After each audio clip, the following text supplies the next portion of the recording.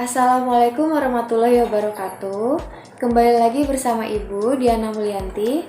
Untuk pertemuan kali ini kita akan membahas tentang persebaran flora dan fauna di Indonesia dan pemanfaatan keanekaragaman hayati di Indonesia. Nah, Indonesia merupakan negara yang memiliki flora dan fauna terkaya di dunia atau yang disebut dengan biodiversity. Hal tersebut karena letak Indonesia yang berada pada daerah dengan iklim tropis dan berada di antara dua benua, yaitu benua Asia dan benua Australia. Nah, sebelum menjadi negara kepulauan seperti sekarang, jutaan tahun lalu atau lebih tepatnya pada zaman Pleistosen, Pulau Sumatera, Jawa, Bali, dan Pulau Kalimantan masih menyatu dengan daratan benua Asia yang menjadi paparan Sunda. Kemudian Pulau Irian menyatu dengan daratan Australia menjadi paparan Sahul.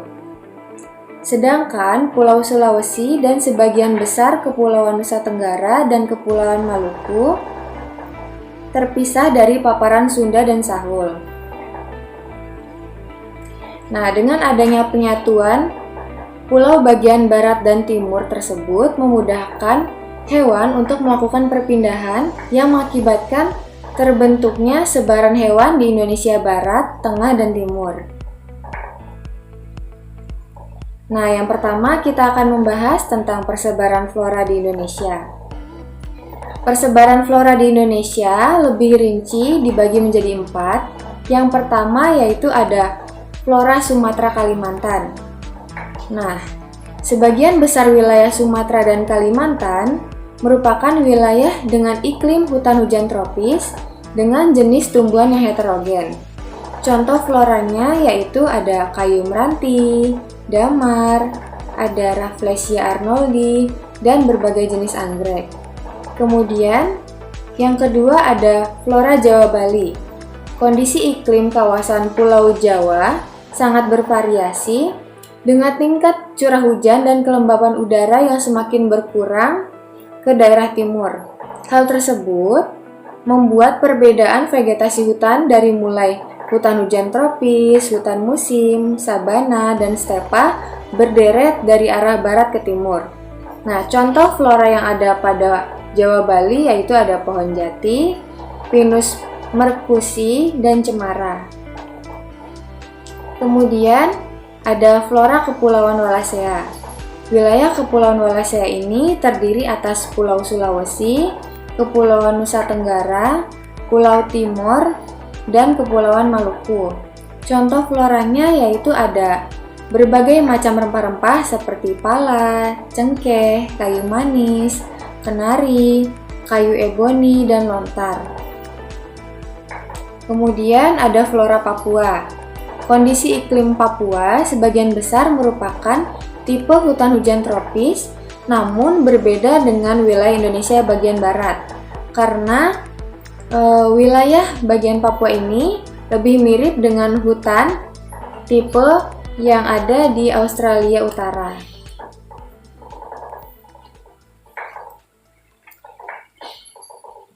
Nah, contohnya yaitu ada pohon sagu, nipah, eukaliptus, dan bakau.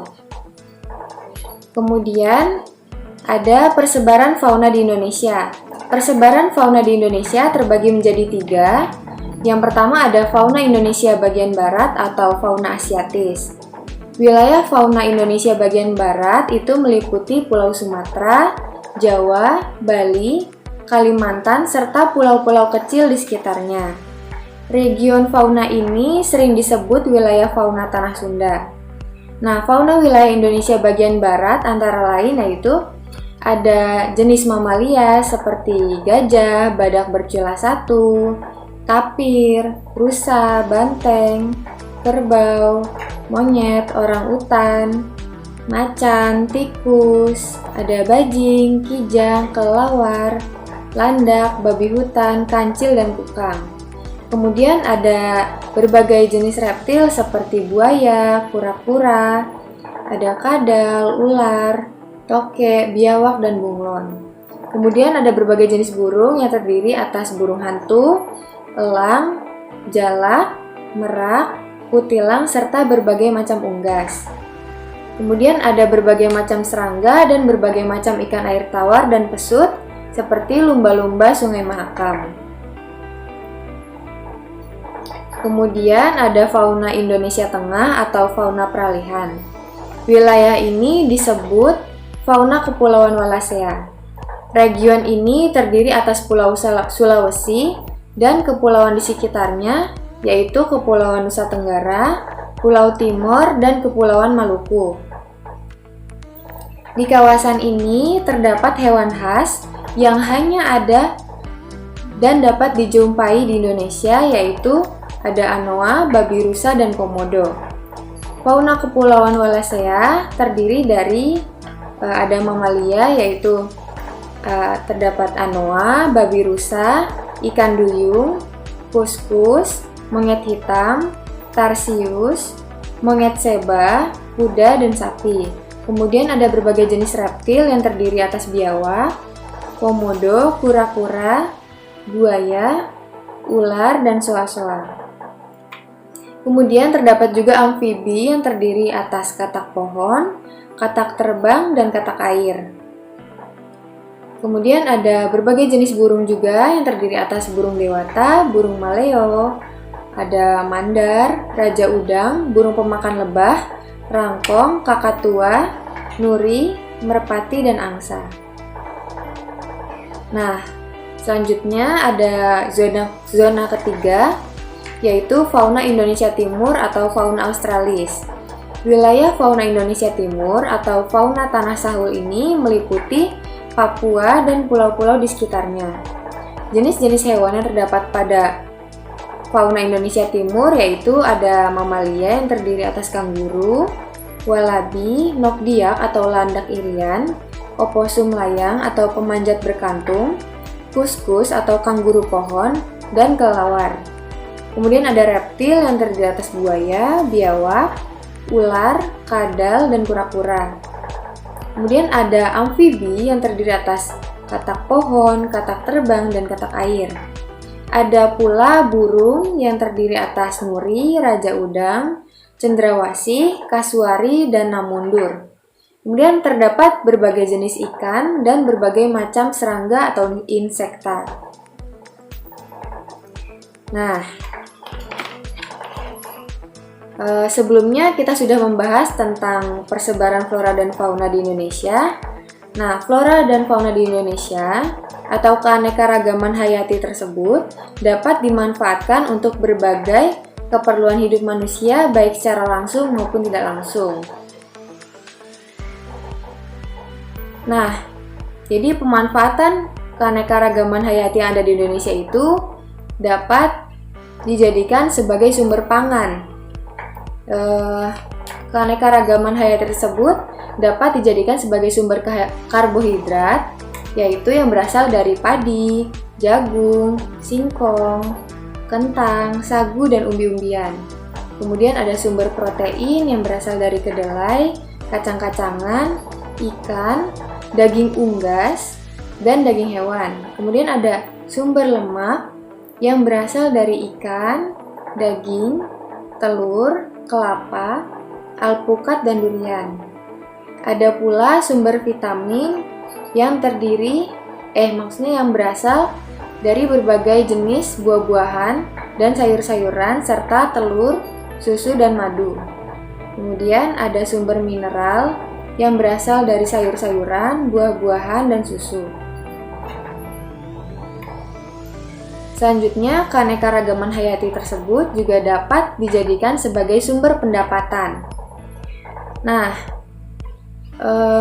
flora fauna yang ada di Indonesia dapat dijadikan sumber pendapatan, yaitu dapat dijadikan sebagai bahan baku industri kerajinan, yaitu seperti kayu, rotan, karet, bambu, pandan, kulit hewan ternak, dan kulit buaya. Kemudian dapat dijadikan sebagai bahan baku industri kosmetik. Contohnya yang dapat dijadikan bahan baku industri kosmetik yaitu ada cendana, ada rumput laut, ada bengkoang, dan rempah-rempah. Nah, kemudian dapat dijadikan sebagai bahan baku industri makanan dan minuman. Contohnya ada banyak yang dapat dijadikan sebagai bahan baku industri makanan dan minuman, yaitu ada teh, kopi, rempah-rempah, dan berbagai jenis buah dan sayuran. Kemudian dapat dijadikan sebagai bahan industri pariwisata kreatif. Contohnya ada ikan hias, ada burung berbulu indah atau bersuara merdu, dan berbagai jenis tanaman hias. Kemudian dapat dijadikan sebagai sumber plasma nutfah. Nah, plasma nutfah ini merupakan kekayaan alam yang berharga bagi kemajuan ilmu teknologi dan pengetahuan. Areal hutan alami memiliki banyak tumbuhan dan hewan yang bersifat unggul, sehingga disebut dengan plasma nutfah. Sifat unggul tersebut antara lain seperti ketahanan terhadap penyakit, tahan kekeringan, dan tahan terhadap air asin. Contohnya yaitu jenis tanaman yang digunakan sebagai plasma nutfah adalah pisang tanduk, akar wangi, sorghum, dan ubi jalar. Nah, selanjutnya keanekaragaman hayati tersebut dapat bermanfaat bagi ekologi. Nah, keanekaragaman hayati memiliki peranan dalam mempertahankan keberlanjutan ekosistem. Contohnya seperti hutan hujan tropis. Hutan hujan tropis memiliki peranan penting dalam keseimbangan ekologis, yaitu sebagai paru-paru dunia. Kegiatan fotosintesis hutan hujan tropis dapat mengurangi kadar karbon dioksida yang ada di udara, sehingga mengurangi pencemaran udara. Selain itu, hutan hujan tropis juga dapat menjaga kestabilan iklim global dengan menjaga suhu dan kelembapan udara. Nah, kemudian keanekaragaman hayati di Indonesia juga bermanfaat bagi keilmuan. Keanekaragaman hayati merupakan lahan penelitian dan pengembangan ilmu pengetahuan yang berguna bagi kehidupan manusia. Berbagai jenis flora dan fauna yang ada di Indonesia tersebut dapat dijadikan sebagai objek penelitian yang hasilnya nanti dapat digunakan untuk meningkatkan kemakmuran dan kesejahteraan hidup manusia. Nah, kemudian kesimpulan dari pembelajaran hari ini yaitu Indonesia memiliki flora dan fauna yang beragam dan dapat dimanfaatkan untuk memenuhi kebutuhan hidup manusia. Oleh karena itu, kita sebagai warga negara Indonesia perlu melestarikan keanekaragaman hayati yang ada tanpa merusak keanekaragaman hayati tersebut. Nah, kemudian ada tugas yaitu jelaskan ciri-ciri flora dan fauna tipe asiatis, peralihan, dan australis beserta dengan contohnya. Kemudian sebutkan keanekaragaman hayati yang ada di wilayah tempat tinggal kalian dan jelaskan apa manfaatnya. Tulis di buku tulis, kemudian foto dan kirim di Google Classroom. Nah, waktu pengumpulan tugasnya itu paling lambat tanggal 10 Oktober 2021 pukul 9 malam. Baik, sekian pembelajaran yang dapat Ibu sampaikan. Apabila terdapat kekurangan, Ibu mohon maaf. Wassalamualaikum warahmatullahi wabarakatuh.